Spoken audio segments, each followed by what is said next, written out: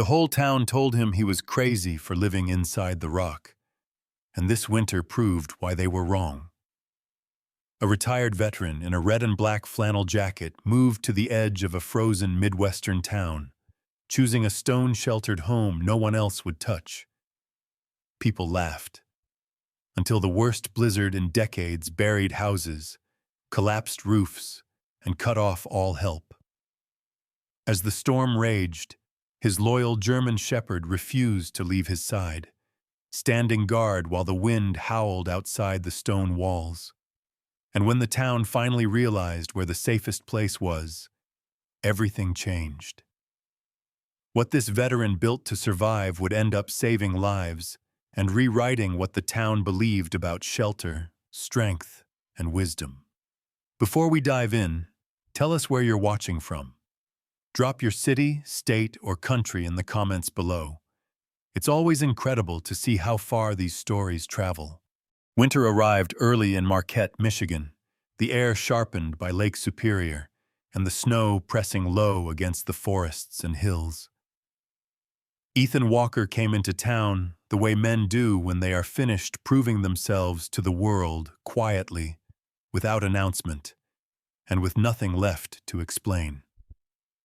He was in his late 60s, tall but slightly stooped, the kind of height that once belonged to a soldier who had stood too long under too much weight. His shoulders were still broad, beneath a thick red and black buffalo-plaid flannel jacket, the fabric worn soft at the elbows and darkened where countless winters had rubbed against it. A gray beard framed his face, trimmed short out of habit rather than vanity, streaked white at the chin. His hair, once dark, now thinned and silvered, stayed hidden beneath a wool cap pulled low over a brow permanently creased by squinting into wind, sun, and memory. Ethan's face was angular, all planes and lines, with a nose that had been broken once long ago and never bothered to heal straight. His eyes were pale blue, steady and observant, the eyes of a man who listened more than he spoke and measured people before trusting them. At his side moved Rex, a German shepherd just past his 7th winter, large and powerfully built with a thick sable coat dusted with frost. His ears stood tall and alert even when the rest of him seemed relaxed, and his amber-brown eyes tracked every movement around them. Rex walked close to Ethan's left leg, not crowding, not pulling, moving with the quiet confidence of a dog who had learned long ago that staying near meant staying safe. There was a thin scar along Rex's muzzle, pale against dark fur, a reminder of a bad encounter with a wounded deer 2 winters back. It hadn't made him aggressive, only cautious, deliberate, and fiercely loyal. The townspeople noticed them immediately. In a place like Marquette, strangers were rare, and men who chose solitude over company were rarer still.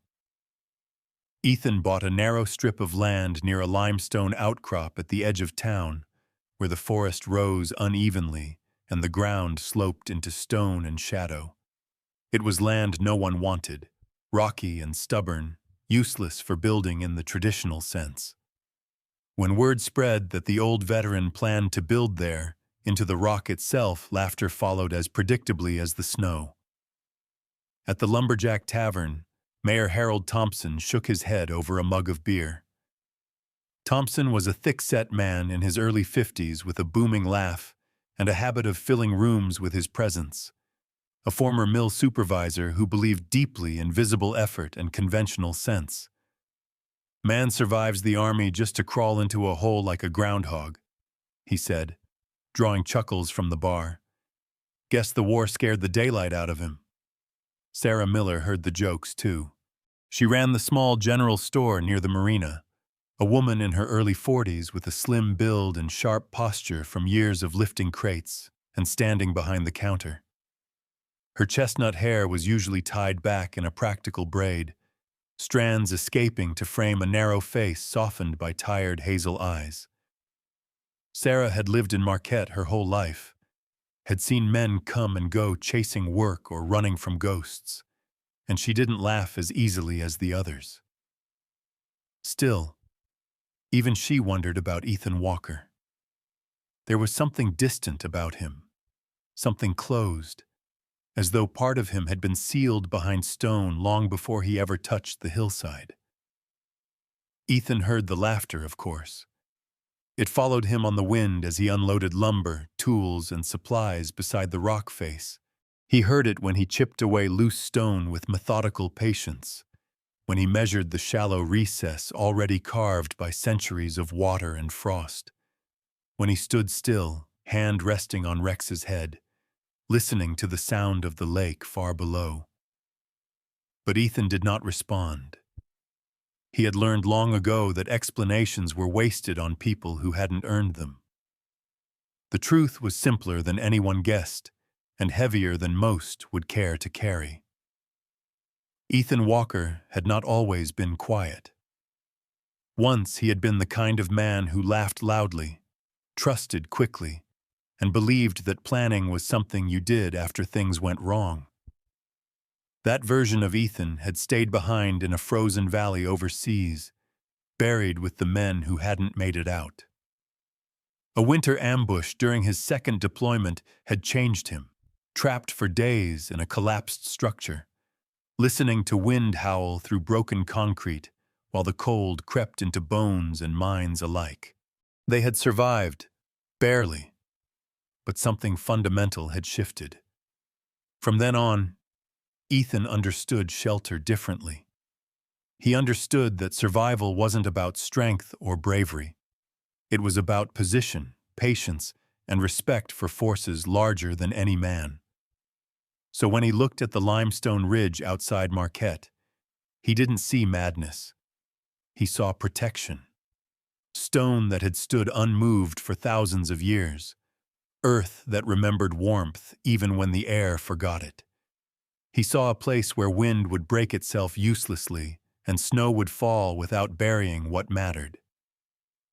Rex understood none of this in words, but he understood Ethan. When townsfolk passed by, slowing their trucks to stare, Rex would lift his head, ears pricked, body still. He did not bark. He did not growl.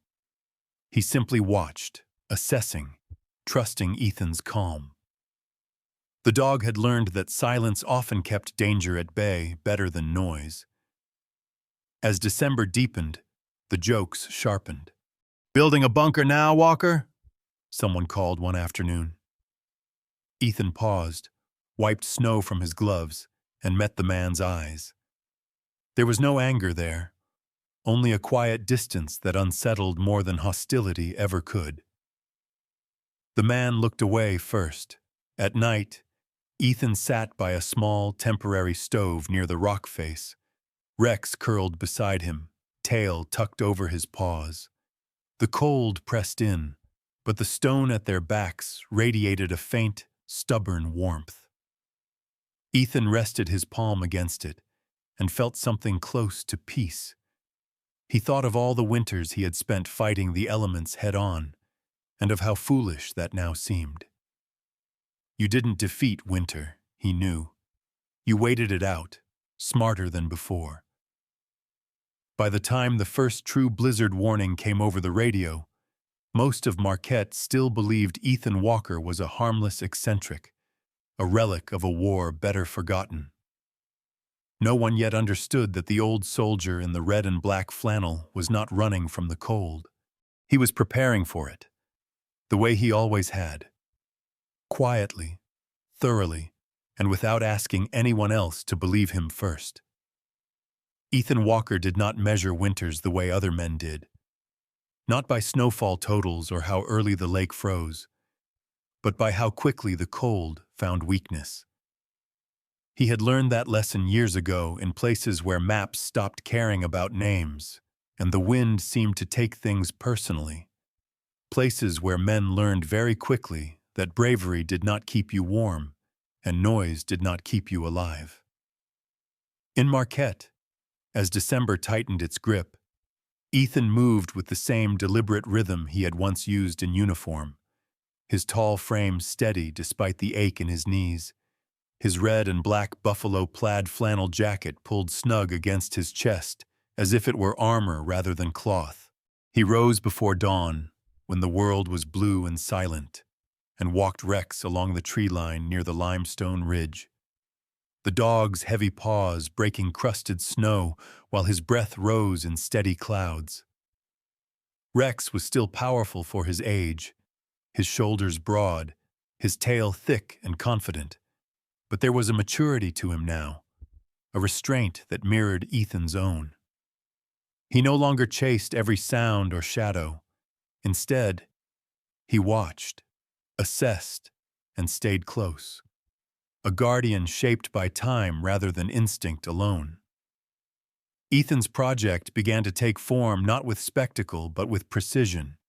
He cleared loose stone from the shallow cavern already carved by centuries of freeze and thaw, testing each surface with the careful skepticism of a man who trusted nothing he hadn't personally verified.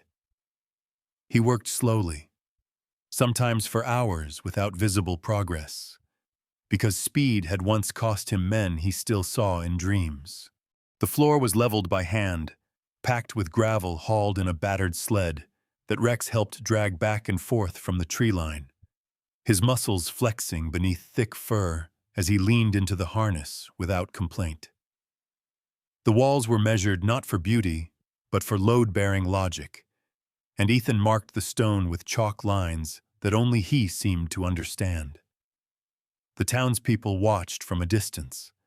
Some slowed their trucks as they passed. Others stopped altogether, curiosity edging out ridicule. Sarah Miller was among them one afternoon when the wind cut sharply across the ridge, her coat buttoned tight over her slender frame. She stood with her hand tucked into her pockets, observing Ethan from the edge of the clearing. Sarah was not tall, but there was a quiet uprightness to her posture that suggested endurance rather than fragility. Her skin had the weathered fairness of someone raised near the lake, touched by wind and sun alike, and her hazel eyes carried a tired intelligence shaped by responsibility. She noticed details others missed, the way Ethan tested each timber before setting it down, the way Rex positioned himself automatically between Ethan and the open woods whenever a sound carried too sharply. Sarah didn't laugh.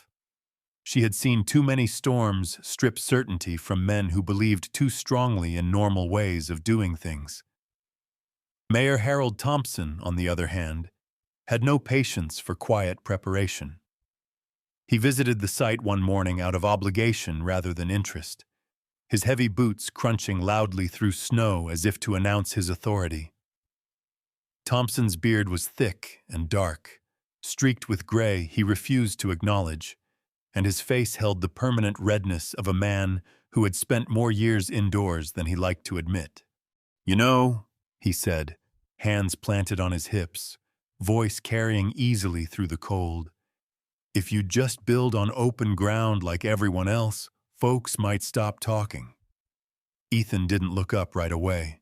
He continued fitting a timber into place, tapping it twice to check alignment, only then meeting Thompson's eyes with a calm that made the mayor uneasy. "I didn't come here to stop people talking," Ethan replied. His voice was low, steady, the voice of a man used to being heard once and obeyed without repetition. Thompson scoffed, muttered something about stubborn old soldiers, and left, unaware that his own house, perched openly on a rise near the lake, would soon become a lesson he hadn't asked for. Inside the growing shelter, Ethan began raising the cabin frame itself, a compact structure designed not to fight the cave but to coexist with it. He chose solid logs, stripped and treated by hand, fitting them together with care born of respect rather than pride. The roof sloped gently inward, not to impress, but to guide moisture where it could do no harm. A small buffer corridor was planned between the entrance and the living space, an idea Ethan remembered from bitter experience, where a few extra feet of protection could mean the difference between cold air biting and cold air dying harmlessly before it reached skin. Rex inspected every change with solemn attention, nose tracing new lines, tail swaying slowly as if approving the logic of it all. At night, the dog slept near the entrance, ears twitching at distant sounds, content in the knowledge that the stone itself stood watch alongside him. The laughter in town did not fade. If anything, it sharpened as the structure took shape. "The old soldier's hole," someone painted on a scrap of plywood and left near the access road one morning. Ethan removed it without ceremony, using the wood later to reinforce a storage shelf. He had long ago learned that mockery wasted energy better spent elsewhere. What mattered was that the cave stayed dry, that the temperature inside remained steady even as nights plunged well below zero, that Rex's water bowl never froze and his breath stayed calm and unlabored. Ethan's reasons were not theoretical. Each hammer strike echoed with memory, each measured decision guided by images he would never share aloud. Frost creeping across exposed skin, wind screaming through broken walls, the helpless knowledge that exposure did not care about rank or courage. Those winters had taught him that nature was not cruel, merely indifferent, and that survival lay in understanding rather than defiance. He was not building a home to be admired. He was building one that would still stand when admiration meant nothing. By late January, the structure was enclosed enough to offer real shelter. Ethan spent his first full night inside during a heavy snowfall, sitting beside a small stove while Rex lay stretched across the packed earth floor, his side rising and falling in steady rhythm. Outside, the wind howled through trees and across open ground, but inside the cave the sound dulled into something distant and manageable. Ethan closed his eyes and felt the stone at his back, warm in a way only deep earth could be, and for the first time in years, he slept without dreaming of collapse. The town continued to call it the Old Soldier's Cave, and they continued to laugh, but winter was not finished with Marquette yet. The air pressure dropped subtly over the next few days, a detail Ethan noticed immediately. Rex grew restless, pacing the entrance corridor, ears flicking toward sounds no one else could hear. Ethan rested a hand on the dog's thick neck, feeling the tension beneath fur and skin. He did not smile, and he did not worry. He simply adjusted his plans, secured supplies, and waited, knowing that the cold always arrived before understanding did. The storm announced itself long before the first wall of snow reached Marquette, with a pressure change so subtle most people missed it, but not Ethan Walker. He felt it in his joints before he saw it on the old barometer mounted beside the cabin door, the needle dipping lower with a steadiness that tightened something familiar in his chest. Outside, the sky over Lake Superior darkened into a bruised gray, heavy and swollen, and the wind shifted direction in a way that carried warning rather than cold. Rex sensed it too. The German shepherd, now 8 winters old, paced the entrance corridor with measured steps, thick sable fur bristling slightly along his spine, ears rotating toward distant sounds that hadn't yet reached human hearing. His movements were controlled, not panicked, the behavior of a dog who trusted his instincts but trusted his human more. Ethan rested a gloved hand on Rex's neck, fingers pressing lightly into the dense muscle beneath the fur, and nodded once. "It's coming," he murmured, not to calm the dog, but to acknowledge what both already knew. By mid-afternoon, the first gusts struck the exposed edges of town with violent intent. Snow didn't drift so much as hurl itself sideways, needles of ice driven by wind that howled down from the lake like something alive and hungry. In Marquette's open streets, people rushed to secure shutters and stack firewood, laughter from earlier days replaced by hurried voices and slammed doors. Harold Thompson stood on his porch barking instructions to his teenage son, his thick beard already caked with ice, his confident posture strained by the speed at which the weather turned. He had overseen plenty of storms in his lifetime, but this one moved with a ferocity that allowed no adjustment period, no time to pretend control. Sarah Miller locked the door of her general store earlier than usual, her slender hands trembling slightly as she slid the deadbolt into place. She pulled her coat tighter around her narrow shoulders, chestnut hair escaping its braid as the wind clawed at it through the window glass. She had seen fear before in men returning from the lake after near drownings, in families who lost work when the mills slowed. But this was different. This was the kind of fear that crept in quietly, the kind that whispered that preparation might not be enough.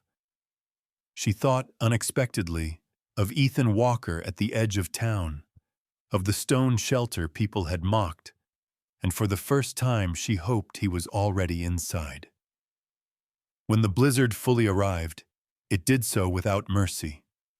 Wind speeds climbed relentlessly, screaming through the gaps of ordinary houses, forcing cold through walls never designed to resist such sustained assault.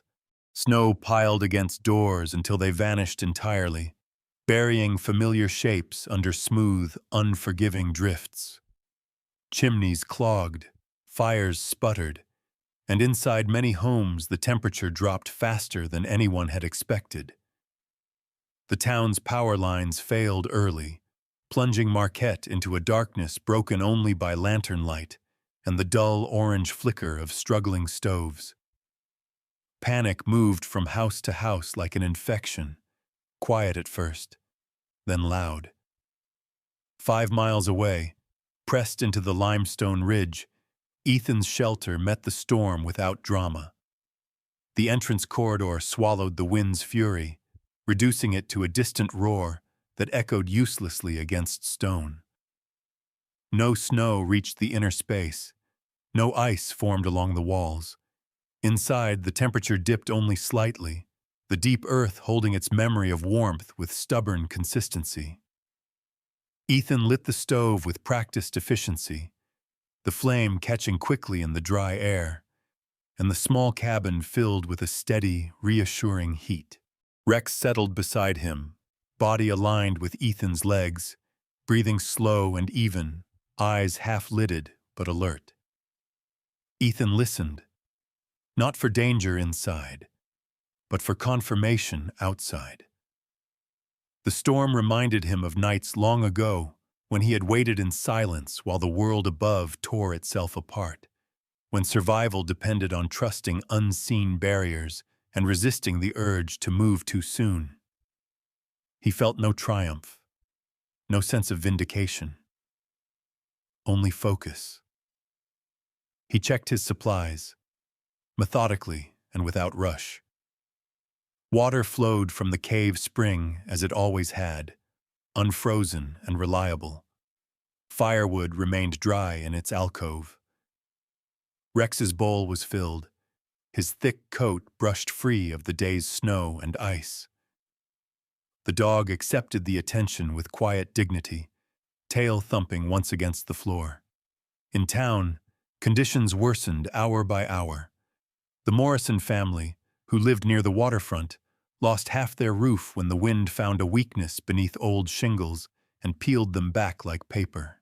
Smoke from their blocked chimney flooded the living room, forcing them to crowd into a single bedroom with blankets pulled tight and lungs burning. At the church, built sturdy by normal standards, every east-facing window shattered under the sustained pressure, glass spraying inward and forcing volunteers to retreat. Emergency radios crackled uselessly, overwhelmed by interference. No one was coming. No one could. Through the long night, the blizzard showed no sign of weakening. Temperatures plunged below zero, then kept falling, the cold sinking into structures not meant to withstand such sustained punishment. Ethan slept in shifts, more out of habit than necessity, waking occasionally to tend the stove or check the entrance passage. Each time he found the same thing: stone holding firm, wind dying before it reached him, Rex calm and steady at his side. In one quiet moment, Ethan pressed his palm against the cave wall and closed his eyes, feeling the faint warmth beneath the surface. It was the same reassurance he had felt years ago, trapped beneath rubble with men who had not survived but to understand why preparation mattered. By the second day, Marquette was effectively buried. Doors could not be opened. Cars disappeared beneath drifts taller than a grown man. Firewood ran low in many homes, burned too quickly in the desperate attempt to keep frost from claiming fingers and toes. Several elderly residents, despite family efforts, did not survive the night, their bodies succumbing to cold that moved faster than help. The storm howled without pause. 5 days promised and delivered in full. Inside the cave, time slowed. Ethan cooked simple meals, conserving fuel without sacrificing warmth. He read by lantern light, Rex's head resting against his boot, the dog's presence grounding him in the present rather than memory. On the third day, when the wind shifted briefly, Ethan walked to the mouth of the entrance corridor, standing where the storm could be seen but not felt. Beyond the narrow opening, the world was chaos white, screaming, lethal. Yet he stood safely, an observer rather than a victim, and the difference was not courage but location. When the blizzard finally broke on the 6th morning, the silence felt unnatural. The wind fell away as if exhausted, leaving behind a landscape reshaped by force. Ethan waited until daylight strengthened and the temperature rose to something survivable. Then he saddled up, Rex trotting beside him, and made the careful journey toward town. What he found was devastation layered over shock. Damaged homes, exhausted people, grief etched into faces that had once laughed easily. Harold Thompson stared when he saw Ethan approach, disbelief stripping the usual bluster from his features. "How did you—" he began, then stopped, already knowing the answer. The stone," Ethan said simply. He did not elaborate. He did not need to. The third day after the storm sealed Marquette shut, something finally broke, not the wind, not the cold, but certainty. People who had sworn they would endure inside their own homes began to understand that endurance was not the same as survival. Doors were frozen solid, windows were patched with boards and blankets, and the cold crept inward no matter how fiercely stoves were fed.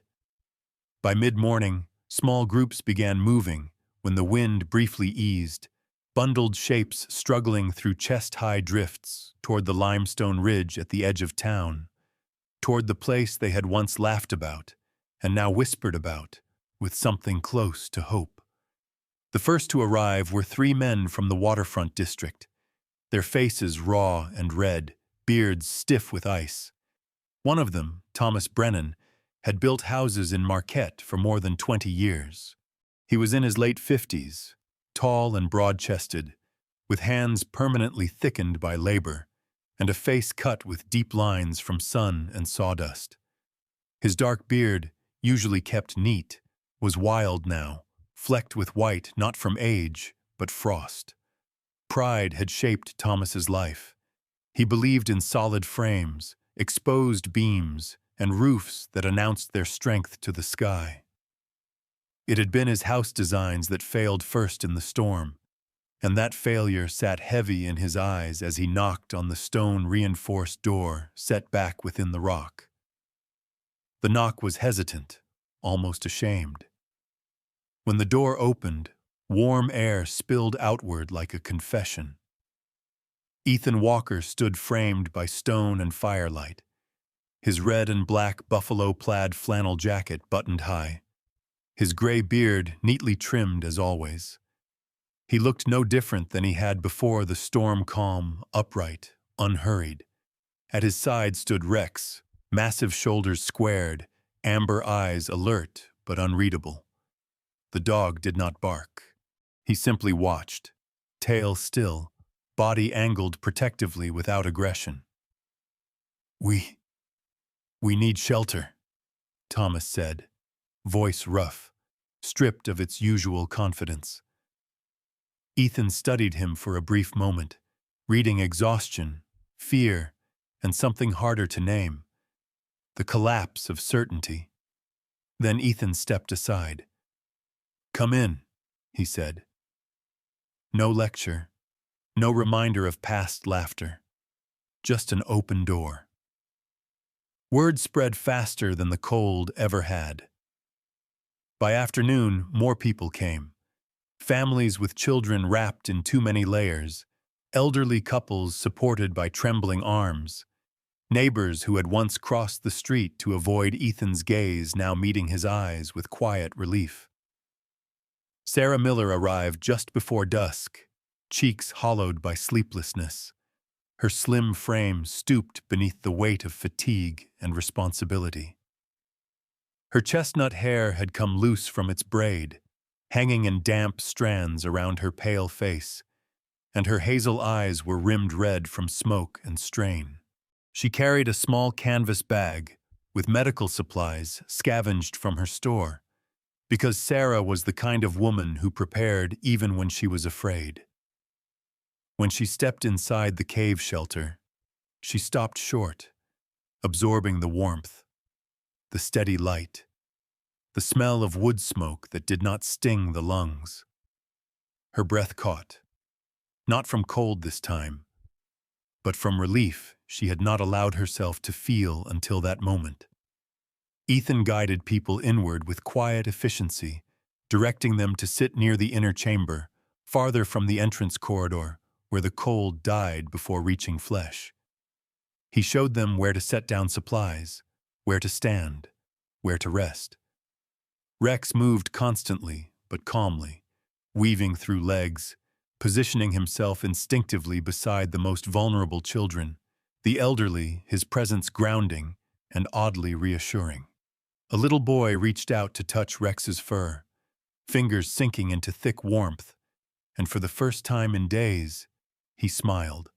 As night fell, the shelter filled with the low murmur of voices, the soft crackle of fire, the sound of breathing that was no longer panicked. Ethan distributed blankets, careful not to overpromise space he could not safely provide. He counted people the way he once counted rations, with quiet precision. When the number grew too large, he made the difficult decision to turn away a latecomer, redirecting them to a reinforced cellar closer to town. It was not cruelty. It was discipline, the kind that saved more lives than it cost. Harold Thompson arrived last, long after the sun had disappeared behind the storm-carved horizon. The mayor looked smaller now, his thick frame bowed by exhaustion, his once booming voice reduced to a hoarse rasp. His beard was untrimmed, his eyes sunken, pride stripped away by the simple fact that authority meant nothing against wind and cold. When he stepped inside and felt the stable warmth, he removed his hat with shaking hands. "You were right," he said quietly, not to the room, but to Ethan. It was the hardest thing he had ever said. Ethan nodded once, not in triumph, but acknowledgement. Being right had never been the point. Over the next 2 days, the cave shelter became something no one had planned, but everyone needed. Ethan organized sleeping rotations, assigned small tasks to those still able, and established a rhythm that replaced fear with purpose.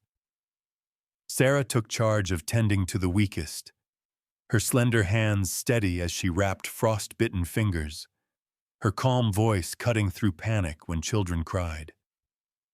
Thomas Brennan studied the structure with a builder's eye, sharpened by humility, tracing the way stone absorbed sound, how the entrance corridor broke the wind's force, how the heat lingered without excess fuel. "I've been building wrong," he admitted quietly to Ethan one night. "Not badly, just in the wrong place." Ethan did not argue. He simply let the truth settle. Throughout it all, Rex remained vigilant. He slept in short stretches, ears twitching at every change in sound, rising immediately when someone stirred in distress. Once, in the middle of the night, he placed himself between Ethan and a sudden argument that flared from stress and hunger, his presence alone enough to quiet raised voices. He was not trained for this kind of duty, but loyalty had a way of teaching what commands could not. When the storm finally weakened, when the wind fell silent and the cold loosened its grip just enough to allow movement, the people inside the cave did not cheer. They sat quietly, absorbing the realization that survival had not come from strength or pride, but from humility and preparation. Ethan stood near the entrance, looking out at the reshaped world, Rex beside him, and felt no satisfaction, only a familiar, sober calm. He had built this place to survive winter, not applause. Yet as people gathered their things and thanked him with voices thick with emotion, Ethan understood something he had not planned for. Shelter, once proven, becomes responsibility. And responsibility, once accepted, changes a man whether he wants it to or not.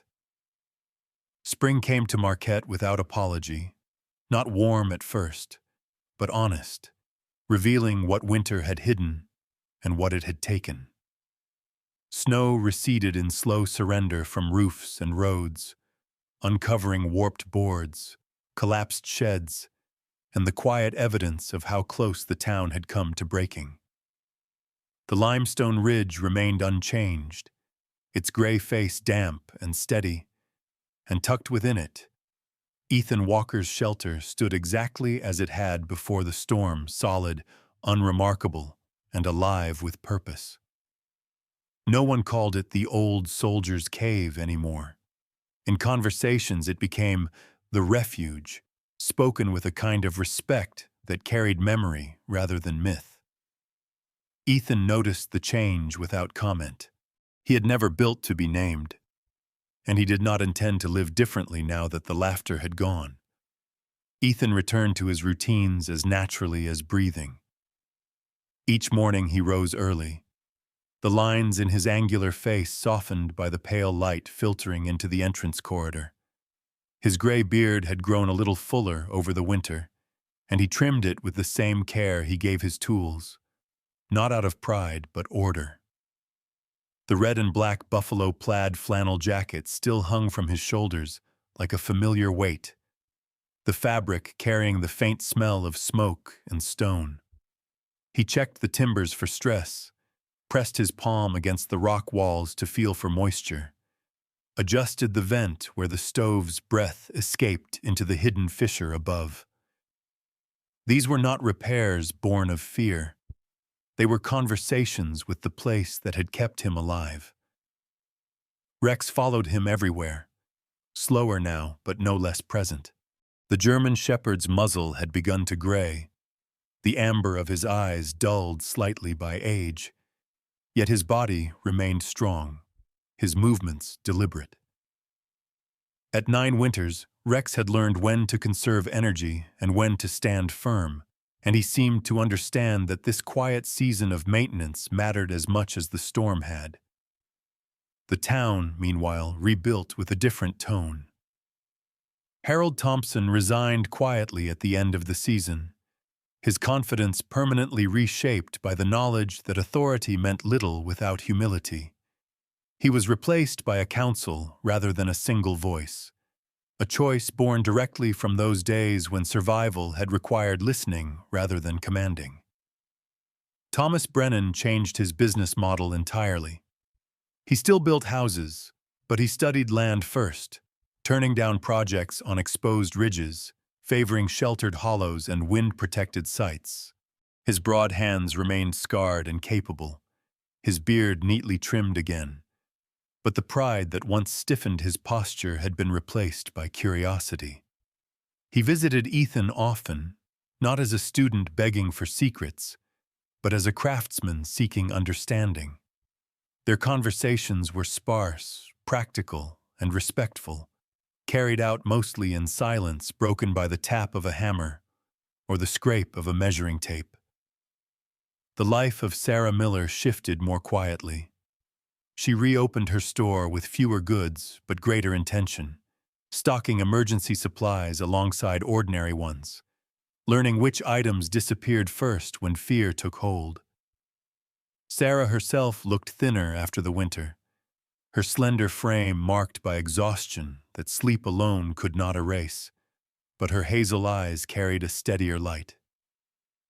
She volunteered to coordinate emergency plans for the town, her calm voice and practical nature earning trust without ceremony. When she visited Ethan, it was often with a thermos of coffee or a list of supplies to review, her chestnut hair now worn shorter, practical, framing a face that had learned something lasting about resilience. She never apologized for having laughed once.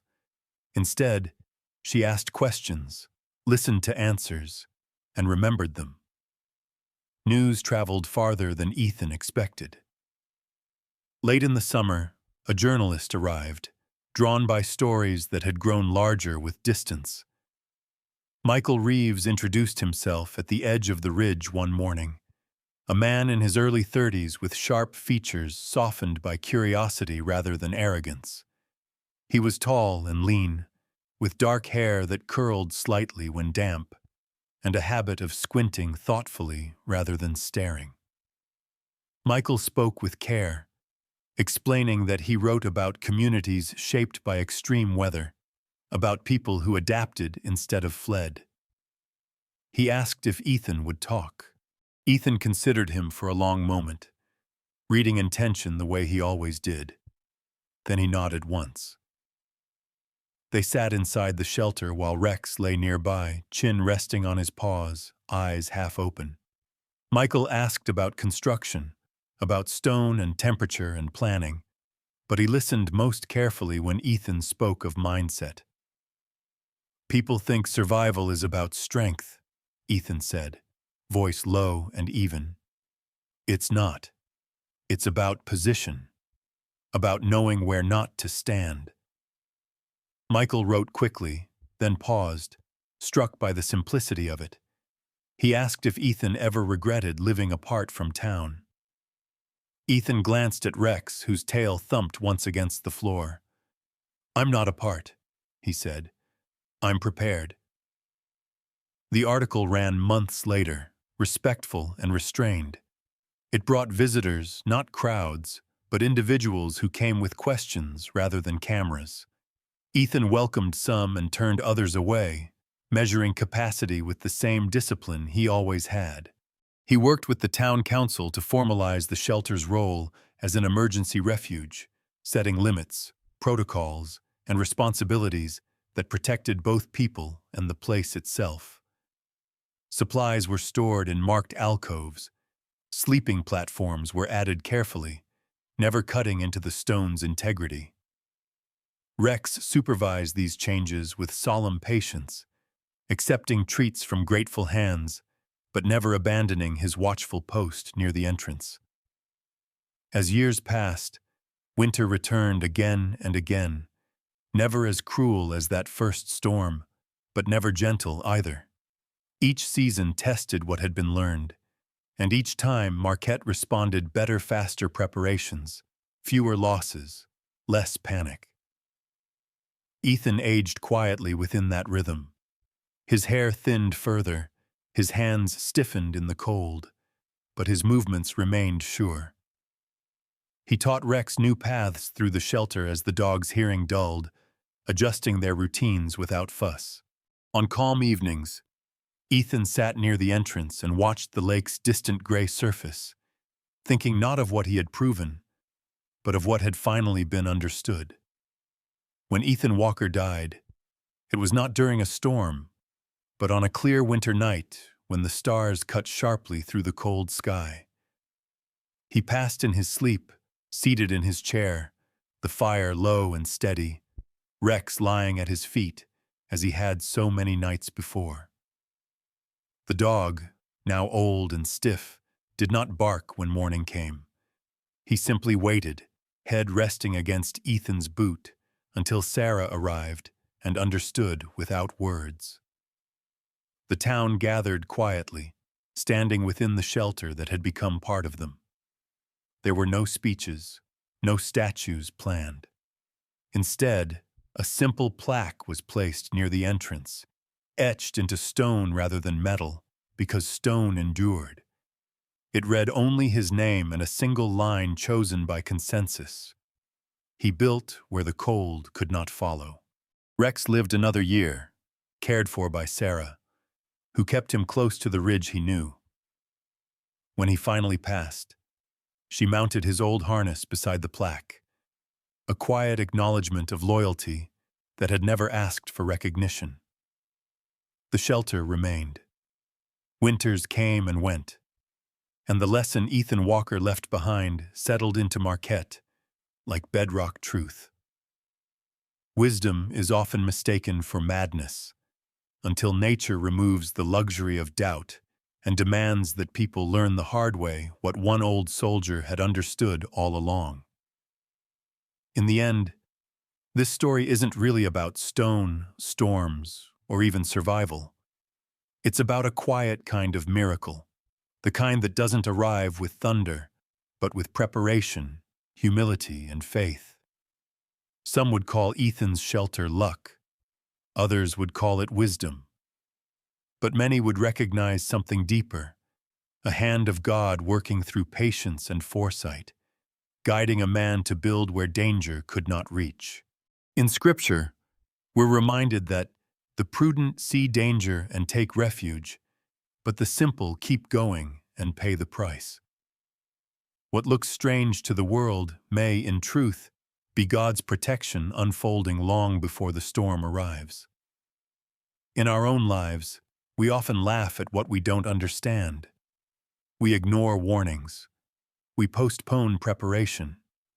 And then one day, hardship comes. Illness, loss, uncertainty, and we wish we had listened sooner. This story invites us to pause and ask, what foundations are we building right now? Are we building on pride or on faith, on appearances or on wisdom? Sometimes God doesn't remove the storm. Sometimes He prepares a shelter in advance and waits for us to trust it. If this story moved you, let it be a reminder to look at your own life with gentler eyes and wiser questions. Share this story with someone who might need hope today. Leave a comment and tell us where you're watching from, or what this story reminded you of.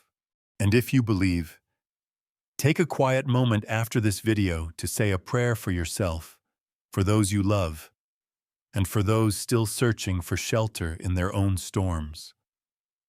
May God bless you, protect you, and guide you through every season. If you haven't already, please like, share, and subscribe to the channel so these stories can reach hearts that need them. May the Lord watch over you until we meet again.